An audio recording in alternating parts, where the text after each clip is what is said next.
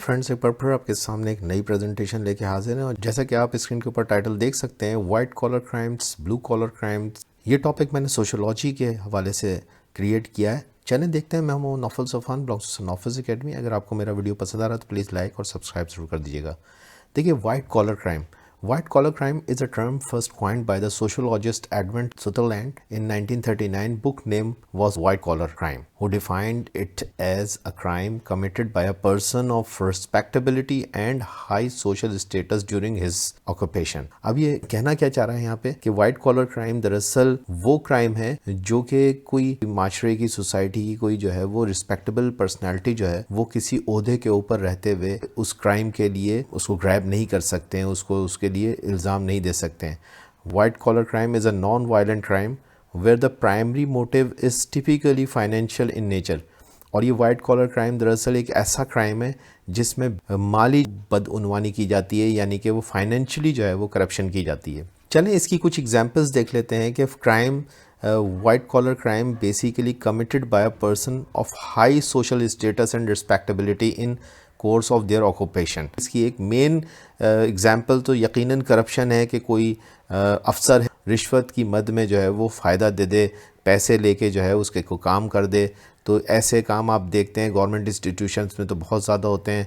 इसके अलावा वो बताता है कि हेल्थ केयर फ्रॉड, इसमें आप ये देख सकते हैं कि कोई शख्स जाली बिल बना ले और उसके एवज़ पैसे चार्ज कर ले जिसके अंदर के उस मरीज़ का जो है वो इलाज ही ना हुआ हो, या ऐसे पैसे चार्ज कर ली जाएँ बिल बना के, वो दवाएं ख़रीदी ना गई हों या वो फैसिलिटीज़ दी ना गई हों। तो इस तरह के हेल्थ केयर फ्रॉड्स आप देखते हैं कि अक्सर व बेशतर मंजर आम पे आते हैं।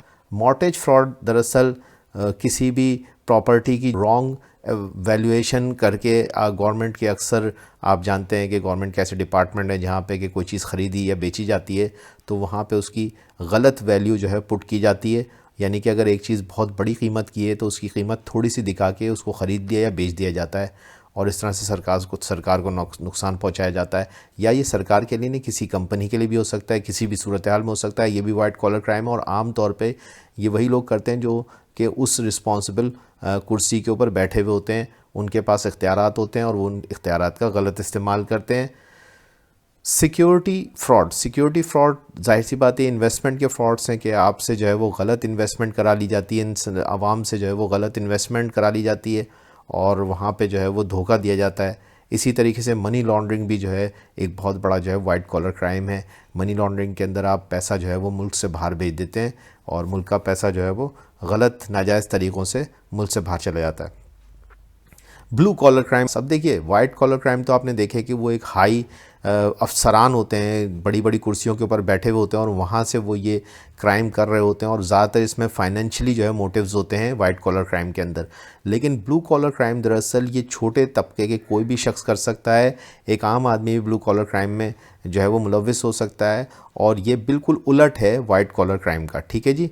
तो इसकी एग्जांपल्स क्या हैं, जैसे embezzlement, assault, corporate fraud, drug smuggling, identity theft, murder, rape, kidnapping and vandalism etcetera. तो हम इसको अलग अलग देख लेते हैं कि ब्लू कॉलर क्राइम के अंदर क्या क्या चीज़ आ जाती है। जैसे एम्बेजलमेंट के लिए उसने कहा कि ये एम्बेजलमेंट की सबसे बेस्ट एग्जांपल ये है कि आप चैरिटी कर रहे हैं और चैरिटी का पैसा आपके अंडर में है और आप वो चैरिटी का पैसा जो है वो वहाँ से चुरा लेते हैं और उसको अपने मकासद के लिए इस्तेमाल करते हैं, दिखाते चैरिटी में और इस्तेमाल आप अपनी ज़ाती बिज़नेस में कर लेते हैं। ऐसा अक्सर आप देखते हैं कि चैरिटी इंस्टीट्यूशन में होता है। ये छोटे छोटे लोग भी करते हैं और बड़े बड़े लोग भी करते हैं। असॉल्ट, तो अब किसी के ऊपर नुक्ताचीनी करना, उसको मुर्दे इल्ज़ाम ठहराना और उसकी ज़ात को तनकीद का निशाना बनाना, और ये अल्फाज से भी हो सकता है और ये फ़िज़िकली भी हो सकता है। ठीक है जी। तो ये भी असॉल्ट भी जो है ब्लू कॉलर क्राइम के अंदर आता है। इसी तरीके से कॉर्पोरेट फ्रॉड की तो बहुत सारी एग्जांपल्स हैं। इसके अंदर घोस्ट एम्प्लॉइज़ हो सकते हैं, पेरोल फ्रॉड हो सकता है।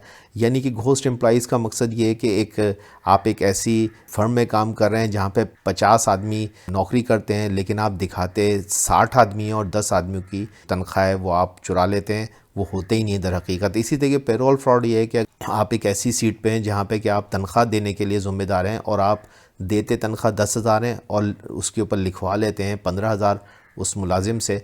तो आपने उसको 10,000 दिए लेकिन 15,000 कंपनी से चार्ज कर लिए। तो ये भी एक कॉर्पोरेट फ्रॉड की किस्म है। ड्रग स्मगलिंग, यकीनन ये तो इसकी एग्जांपल्स देने की ज़रूरत नहीं। कैनिबास, कोकीन, हेरोइन, इस तरह की जो ड्रग्स हैं उनको आप किसी दूसरे इलाके से किसी दूसरे इलाके तक पहुंचाते हैं, बॉर्डर क्रॉस करते हैं, ड्रग स्मगलिंग।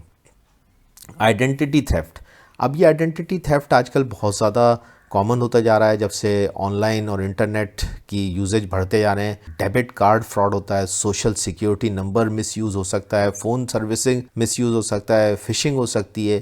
तो ये सारे के सारे, अब फ़िशिंग क्या है? फ़िशिंग ऑनलाइन अकाउंट इन्फॉर्मेशन आप चोरी कर लेते हैं, किसी के अकाउंट की इन्फॉर्मेशन चोरी करी, आपने उसका पासवर्ड निकाल लिया और आपने जो है वो उधर से पैसे चुरा लिए, ये हो सकता है। डेबिट कार्ड, आप समझ गए कि डेबिट कार्ड आप किसी का जो है वो चुरा लेते हैं और उसको जो है वो इस्तेमाल कर लेते हैं। सोशल सिक्योरिटी नंबर्स को आप चुरा लेते हैं, उसको इस्तेमाल करते हैं। फ़ोन की मिसयूज़, फ़ोन सर्विसिंग का इस तरह से हो सकता है कि आप किसी को जाली कॉल करते हैं और उसको कहते हैं कि आप इतने पैसे जमा करा दीजिए और इस तरीके की कोई भी चीज़, तो ये भी आप जानते हैं। मर्डर के लिए मैं आपको क्या इस एग्जांपल्स दूं? बहरहाल सीरियल किलिंग हो सकती है, स्टैबिंग हो सकती है ऑफ एन इंडिविजुअल, तो ये मर्डर हो सकता है।